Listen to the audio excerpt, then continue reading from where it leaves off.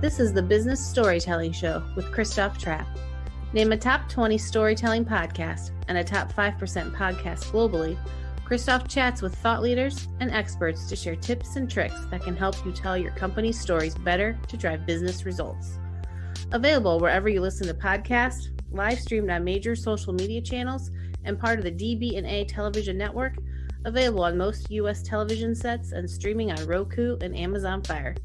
Here's Christoph with today's episode. Let's go.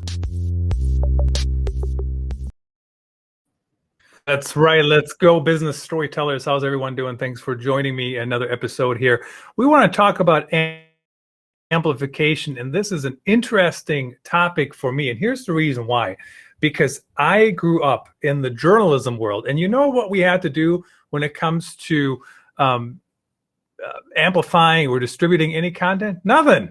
That wasn't part of our job, because everything was automatically distributed through the newspaper, right? So when I made the move over into content marketing, maybe, I don't know, a decade or so-ish ago, we had to think about that. And I think it's great, and it doesn't get distributed very well. Guess what happens? Nothing. Nobody reads it. Don't we want our stuff to be read? So today's guest ran across him actually in the content marketing world Slack channel. So content marketing world is back in action in Cleveland this year. I'm speaking about live streaming and podcasting. Surprise, surprise. Join me there if you like to. There's also a virtual version available. I don't know if my session is available in the virtual version or not. James Tennant, he's the founder of Converge, based in the United Kingdom, and he helps B2B businesses amplify and distribute their content. Let's get him on the show here. James, thanks for joining us today. Really appreciate it. Yeah, no worries. Thank you very much for having me. Awesome. So tell us about why do you focus on B2B amplification? How did that happen?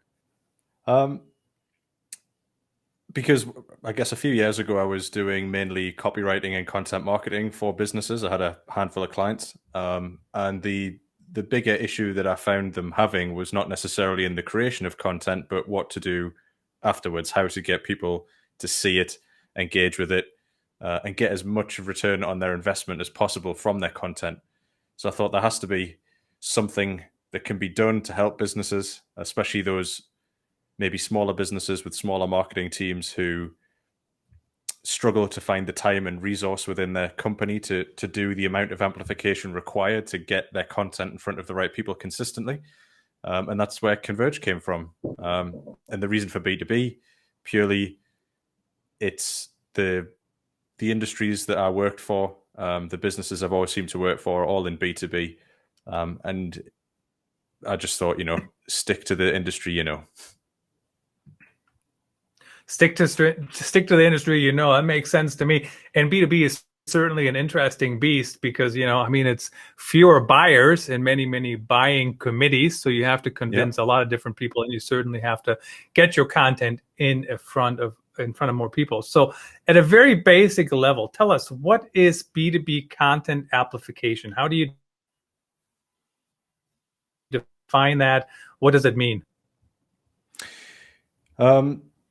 Content amplification for B2B or B2C is the idea of using your own channels and external channels to promote and amplify and distribute your content to earn a better return on investment, to get more people aware of the content, and through that, more people aware of your brand, and hopefully more people to become customers further down the line.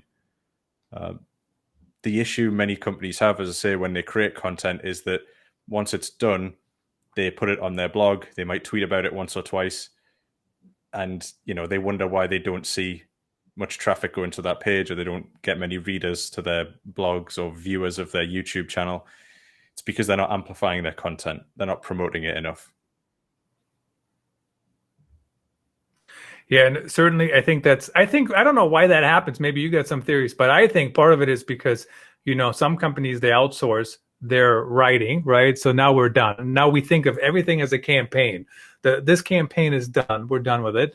And so, we're not using it anymore. But what I'd like to do is I just keep going back and back into content, all the time. I update it. I get it back in front of the sales team. I get it back in front of the social team. I start a new email cadence, whatever it might be. So I'm, constantly repurposing. I mean, think about the show today, right? We're live on all these channels. Then we put it on TV. Then we put it on the podcast channels. Then I might write about it. If I don't have anything, I might do something else. And what I just realized, James, part of what I just mentioned, that's all the creation too, right? So it's super easy just to focus on one thing or the other. How do we get out of that rut? I think the biggest thing is to be aware of how important the content amplification part is of the whole content creation process, and actually factor that in when you're working out how to create content and what you're actually going to produce. If you know it's part of the job at the start, then it's more likely to remain part of the job towards the end. You've just hit on exactly what one of the big problems is. Hiring external writers who don't work in your business full time. If you're just hiring them to do the writing, then when it comes to the amplification part and there's no one in your business to do that, then you're missing out. Because it's such a hugely important part of the process. I'll keep reiterating it. If people aren't seeing and engaging with your content, the return on investment you're going to get from it is extremely low. So that's a big part of it. If you are outsourcing your writing, maybe try and find someone who can not only help you with the writing of the content, but actually the promotion of that content as well. Or just make sure that whoever's in charge of maybe marketing in your business, whether that's yourself if you're a single owner, sort of founder of a business, or you've got a larger team and someone's responsibilities are marketing, try and bring in content amplification as part of that role and make sure you set aside some time. It's difficult because it's time consuming, but it really needs to be done to see any real return on investment from your content marketing, especially in today's climate when there's 1,000,001 pieces of content posted every second. Every second. I mean, it's getting more competitive as we speak. But of course, there's a lot of companies that really just post crap, and I mean, that is still content really annoying to people. I don't know if you heard that acronym before. Now, when we talk about amplification, I mean, SEO is also part of getting it in front of people, right? I mean, people find my content. Is that what we're talking about, or not at all? And what different channels would you recommend? So it's part of it for sure. I mean, having a properly optimized piece of content is going to help in the long run. All the organic traffic you can generate is sort of the icing on the cake, isn't it? It's the best stuff you can get. But most people struggle to generate a lot of organic traffic, and that's because of competition. It's because of not optimizing articles properly. It's because of not promoting the article properly. So the channels, it's one channel, but the other channels would be using social media, whichever social media channels your audience is active on, not just the ones your company's active on at the minute. So a bit of research in that regard. And possibly, thinking about using paid amplification channels as well. There's lots of free options out there, but unless you're willing to do tons and tons of work to try and get seen on those channels, it's very unlikely that you're going to be seen organically. More and more, the social media platforms especially are restricting the amount of reach, organic reach, in the hopes that businesses will become paid customers of those channels. It's not necessarily something we can kind of get annoyed about because they're the ones who own the channel, but that is the truth. So when it comes to picking the channels that you're going to use to promote, it may be worth considering how you might be able to pay to boost the amplification of your content. So maybe factor that into the overall campaign budget when you come to create content. Don't just think of it as how much have we paid to create that piece. Think of the amplification as part of that. And there's any number of channels you can use, pay-per-click advertising, social media advertising. And you can, there are several different ways you can do that. You can boost a post, you can do the advertising options to it. There's any number of ways to do it. And it really depend on your business, your content, and your audience, which ones actually work best for your business. Yeah, and it's always interesting to me. I know everybody wants to save money. I get it. I mean, I pinch the pennies too some days here when family activity I mean, stuff costs money. I mean, what's free anymore? What what can people expect if they don't put any investment in what we're trying to do? So just keep that in mind. Plus, I think the whole paying for promotion on social media, it's a sliver of what companies used to pay, right? In the old world, when you talk about print advertising or billboards or whatever it might be. I mean, I remember when I actually ran billboard campaigns for a United Way, it was about like 1,000 billboard. I mean, you can actually get a lot of promotion done with $1,000 on social media. I mean, that's so just something to keep in mind as people are thinking about that too. How about how is B2B content amplification unique? I know I hinted at the whole, you got the buyer committee, you got all these different things. How is it different? How's it unique? I think it's different in the same way that the sales process is different between B2B and B2C, and that often the cycle is a lot longer in B2B than it is in B2C. When you're producing content in B2C, and I don't necessarily want to get down to it, I know exactly how that works. I don't work in B2C, but I imagine there's a lot, the content is geared towards generating, brand loyalty in the same way B2B is. There's a lot of crossover, but then I imagine you want to see the sale relatively quickly as well, because it's a much shorter cycle in B2C. With B2B, it's a much longer process. Even if you put out the best piece of content that someone finds super useful, the chances of them being in the buying mode at that time, or in their buying cycle at that time, is quite slim. So even more so than B2C, I would say the idea with B2B content amplification is you need to be constantly out there. You need to be constantly in front of your target market, so that when they are in that buying cycle, they have your business front of mind, or better yet, you're the only business they think of when they're wanting to buy that particular product or that particular service. So as a longer term thing, so if I was working in B2C, in the same way I would consider the sales cycle to be a longer process.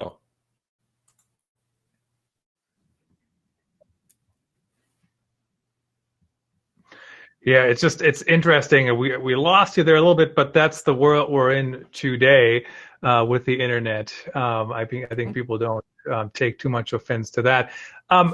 So staying in front of people all the time, how does that work though, when you have companies who are not running on that model, right? I mean, you have a campaign. Let's do this content campaign. Now we're done. Now let's move on to something else. Now we're done. Is that part of the reason why I get these emails all the time, salespeople asking me, Christoph, I hope you're doing well. I'm to the point, guys, where I'm ready to reply. Things are not going well. Please call me. I need a shoulder to cry on. Everybody wants to know how I'm doing. I mean, that's one way to stay in front of me, but that's not what we're talking about, right? We're talking about being a little bit more relevant than that, or what's your take on that? Yeah, it's about making sure that when you get in touch with people, however you do that, whether that's via email, social, paid advertising, whatever it is, that you're offering value. It's not just a checking in, hey, are you ready to buy my product? It's taking that goes back to your content strategy in the beginning. The best content strategies are where businesses are creating valuable, relevant content for their target audience and then supplying it to their target audience. And the amplification part of that is the supply. It's how do you get that in front of them without bothering them, without using the same, hey, how are you today? I hope it's going well. You're getting in front of them in the places they hang out, whatever places they may be, and you're providing them with genuine value with your content, because then people appreciate you getting in touch. They don't dislike it when you send them an email with another report that's super relevant. So yeah, you've got to be careful with that. I mean, the cold outreach approach, the email approach is a tricky one. You've got to get that right. But the key thing is, whenever you're getting in touch with someone, whenever you're promoting your content to them, It's getting the right stuff in front of the right people. And that's part of the process. You have to figure that out as well. It's not just, okay, we have a piece of content now, let's advertise it here and advertise it there and push it on email. It's where do the people who I think will find this valuable hang out, and how do I get it in front of them in the best way possible? Yeah, and it's interesting you mentioned cold outreach. I don't necessarily mind cold outreach when it's relevant, right? So if somebody sends me something and I find it interesting, I mean, I have most of the time, I don't know what email lists I'm on anyways, which is, I know is what they're banking on to an extent, but if, as long as it's relevant, I'm fine. If it's just like checking in, I'm like, I don't even know who you are. Why are you checking in with me? My wife doesn't check in as much with me during the day, so let's come on. So let's talk about what is working in B2B. In B2B, it is interesting to me because there seems to be a debate that kind of ebbs and flows a little bit, but it's like, oh, B2B is so different from B2C and blah, blah, blah. And I get it. It is different, right? Because if I need to buy, I mean, I got a bunch of hats over here, James. I got so many hats. I do not need any more hats, but I get retargeted. I read stuff about hats and I buy new hats, but it's just me, right? Like, as long as they reach me enough, I will probably buy another hat one of these days, maybe not today. But B2B, you got to convince a lot of people. So how does that work? What is working in B2B and what's not working? Again, that probably depends on the industry you're in and what your target audience likes to read. But in general, what we're finding is that original research is working particularly well. I think anytime you can provide someone with information they haven't seen before presented in a certain way, they're going to appreciate getting that. It's fantastic to show that not only have you put the effort in to produce a really good piece of content, it's relevant to that audience, and it shows you as a trusted brand and trusted authority in your industry. So I think that's always time well spent, is producing original research. And you said before it was the content amplification report that we produced that led to this conversation. So that works.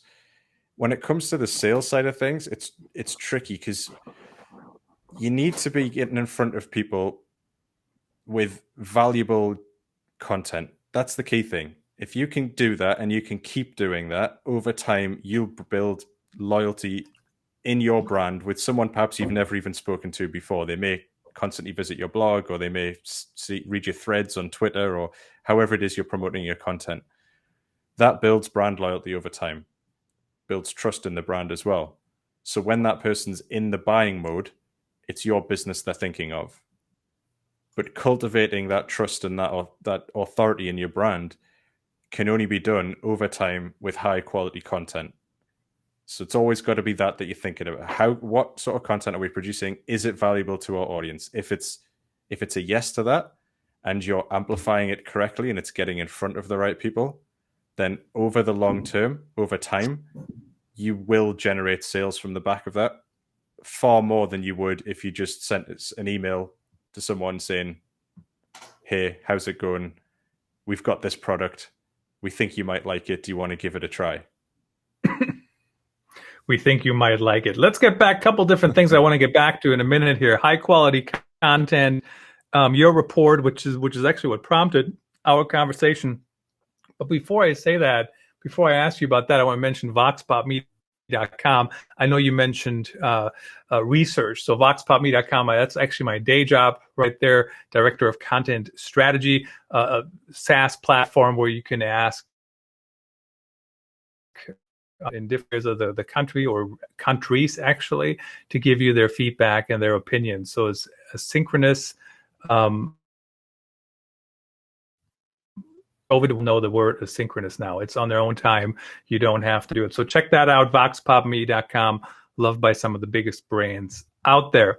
So high quality content, that was actually one on my list to ask you, because you mentioned You have to get it in front of people. But what if we don't start with high quality content? And we could even go down the rabbit hole of what's high quality content, right? Because 15 years ago, it was if my boss liked my content, I was golden. And today they start to like it to an extent, but if the content didn't even performs, nobody cares, right? So it's very different. What's high quality content? How do companies even know that they have it or don't have it?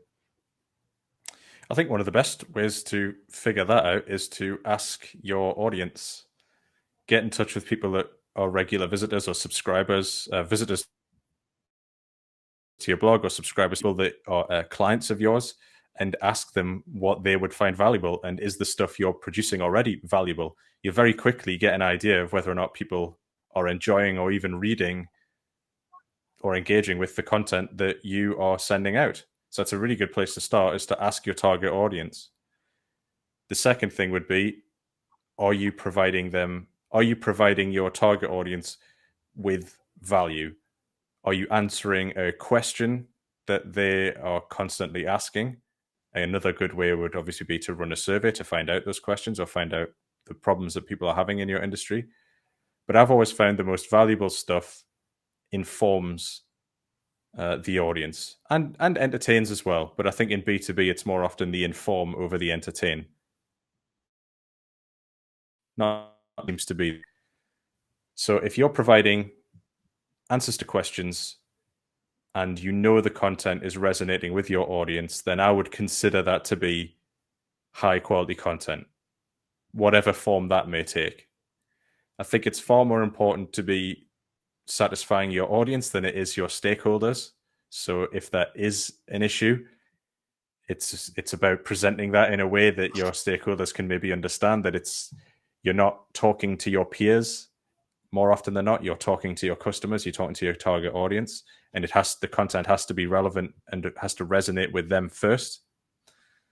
Then you're producing quality content. But on that note as well, showing the power of amplification is that the best written piece of content will not perform as well as a more averagely written piece of content that's better promoted. The best promoted content wins. I think it was Andy Crestodina that I got that quote from, and that is so true. The content that's promoted best will outperform the more objectively higher quality content. And I've used that quote before as well from Andy, and people always they try to jump at me on the stage when we used to be on stages, because oh my goodness, average content, who is going after average content? Nobody is going after average content. But if you're not going to promote it anyways, who cares how good it is? Now, in your report, which of course is available on converge.to today, which is right there at the bottom of the screen as well, you actually mentioned 32%, just 32%, 1/3 had a budget for content amplification. And the ones that did have 100% social media advertising and 53% search engine advertising. So why is there that seems really low to me. Why is that? Is it because we're just focusing on demand gen only on paid channels, or what's going on? It's difficult to tell. I think that there's another statistic on there that might explain it. I think if I get it right, it was 90%? No, 85% of people don't think they're spending enough time on content amplification. And the main reason for that was lack of time due to other tasks. I think it was 80% of the 85% said they couldn't do because they had other tasks to do.